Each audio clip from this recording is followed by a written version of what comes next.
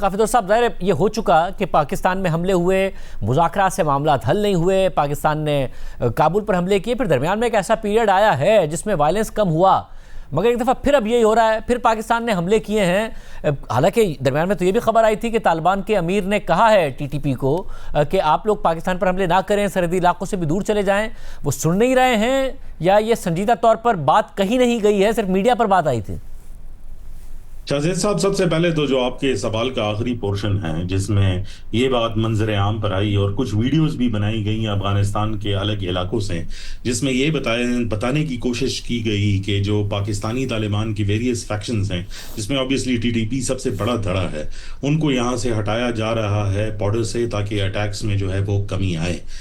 جب اس کی independent verification جو ہے وہ کی گئی تو کوئی ایسا فینومینن جو ہے وہ سامنے نہیں آیا جس سے ہم کریڈیبلی یہ بات جو ہے وہ کر سکیں کہ یہاں سے واقعی میں کوئی ایسا حکم جو ہے وہ جاری ہوا جس کے ذریعے یہ بات کی گئی کہ ان کو یہاں سے ہٹایا جائے۔ اور میجورٹی جو بھی کمیونیکیشن تھی یا ان ویڈیوز کا اگر آپ جائزہ بھی لیں جو اس ایریا سے نکل کے آ رہی ہیں، تو ایسا لگ رہا ہے کہ ایک امیج کریٹ کرنے کے ذریعے ایک پروپیگنڈا جو ہے وہ کیا جا رہا ہے، جس میں گلوبل جو سمپتیز ہیں کہ اگر آئندہ کوئی ایسے پاکستان کی طرف سے اسٹرائک کی جائے یا کوئی کاؤنٹر ٹیررزم کا آپریشن کیا جائے تو اس کی سمپتیز جو ہے وہ افغان طالبان گین کر سکیں۔ تو لہٰذا یہ بات میڈیا کی زینت تک ہی جو ہے رہی ہے، اس میں جو گراؤنڈ ریالٹیز ہیں اس میں کوئی کمی ہے سچ جو ہے وہ واقع نہیں ہوئی جس میں ہم کہہ سکیں کہ موومنٹ کی کمی ہو یا اس طرف سے کوئی در اندازی میں کمی آئی ہو۔ ہاں، البتہ جو کاؤنٹر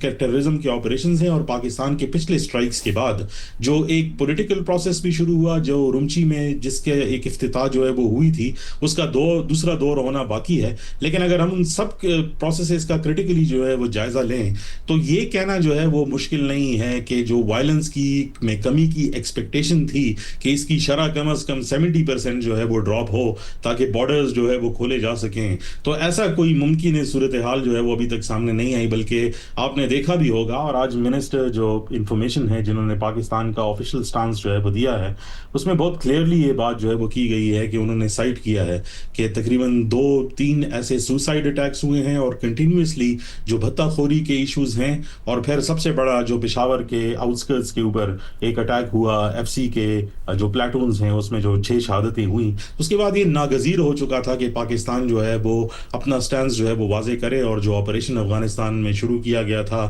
ایک پاورفل میسج جو ہے وہ سامنے جائے۔ تو صاحب ایسی صورتحال میں جب چین بھی، دیگر عرب ممالک بھی بیچ میں پڑے، اس کے بعد بھی جب بات نہیں بن سکی، پھر جب پاکستان ظاہر اگر کابل پر حملہ کرے یا پھر دیگر علاقوں پر حملہ کرے تو افغان طالبان کے لیے کوئی اچھی سچویشن تو نہیں ہے، نظر آتا ہے وہ کمزور نظر آتے ہیں۔ پھر اگر تجارت بند ہو تو معیشت کے حوالے سے بھی ہمیں نظر آتا ہے کہ وہاں پر ایک پریشر آتا ہے۔ تو یہ سارے پریشر انہیں مجبور کیوں نہیں کرتے اس بات پر کہ وہ اپنی رٹ قائم کریں اور پاکستان کے اس مطالبے کو مانیں کہ ان کی سرزمین نہ استعمال ہو؟ وجہ کیا ہے؟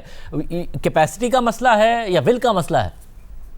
دیکھیں، جو کیپیسٹی اور ول والے سٹیجز تھے، پاکستان نے جو بینیفٹ آف دا ڈاؤٹ دیا تھا 2021 سے لے کر 2023 کے مڈ تک، تو پاکستان کا بیانیہ یہی تھا کہ یہ نئی حکومت ہے، شاید ان کی کیپیسٹی نہیں ہے، شاید یہ ان ایریاز کے اوپر ان کا کنٹرول نہیں ہے۔ لیکن اس کے بعد سے جو کمیونیکیشن سامنے آئی اور جس قسم کے بیانات جو ہے وہ سامنے آئے ہیں، یہ بھی ایک آئیڈیولوجیکل پیٹرن بھی نظر آتا ہے۔ اور افغان طالبان جس طریقے سے اپنی وکٹری کو افغانستان میں ویو کرتے ہیں، اس کے محرکات صرف وہ لوکلائز لیول پہ نہیں دیکھتے بلکہ اس کو ایک گلوبل سطح پر جو دیگر تنظیمیں ہیں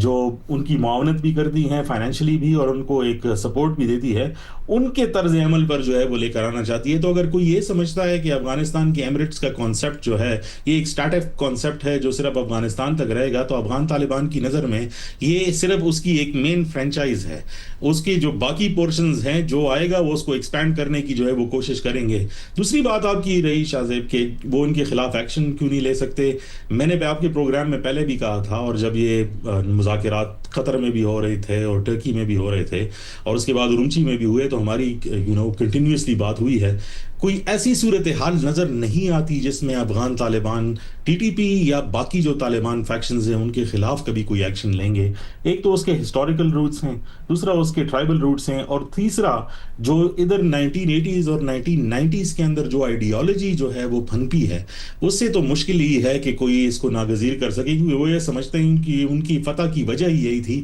کہ یہ سارے گروپس جو ہے وہ ان کی امداد کرتے ہیں۔ رہی ہماری نیشنل سیکیورٹی کے ایشوز، آئی تھنک ایک بہت بڑا پرابلم جو جو अब सामने आया है, क्योंकि इससे पहले भी अफगानिस्तान के अंदर जो है वो हुकूमतें गुजरी हैं, अगर आप अफगान तालिबान से बात करते हैं कि ये ह्यूमैनिटेरियन क्राइसिस है जैसे आपने जिक्र किया, या फाइनेंशियल जो है वो इशू है जिस तरह आपने कहा कि बॉर्डर्स बंद हैं, या फिर ये टेररिज्म का जो है हवाला आप देते हैं, उनका एक ही जवाब होता है कि हम इस बॉर्डर को मानते नहीं हैं। और ये बात उन्होंने कंसिस्टेंटली जो है अपने डिफेंस मिनिस्टर के थ्रू जो है वो की है। जो बाकी फैक्शंस है वो बातचीत तो करते हैं और वो डिप्लोमेटिक खेलने की कोशिश करते हैं, लेकिन ये गुड कॉप और बैड कॉप वाली सिचुएशन है कि एक धड़ा आके आपसे हमदर्दी का इजहार कुछ ना कुछ करता है, दूसरा फैक्शन ऐसे फैक्शंस को सपोर्ट करता है। मेरे ख्याल में जो इस टाइम की सिचुएशन है जिसमें डिप्लोमेटिक चैनल्स कंप्लीटली तौर पर जो है वो बैठ चुके हैं, ये को काउंटर टेररिज्म ऑपरेशन के अलावा कोई और वास्ता जो है इसका बनता नहीं है। आई थिंक मुझे तो ऐसा लगता है कि जो अगले आने वाली सिचुएशन है वो शायद इससे भी ज़्यादा बेहतर हो।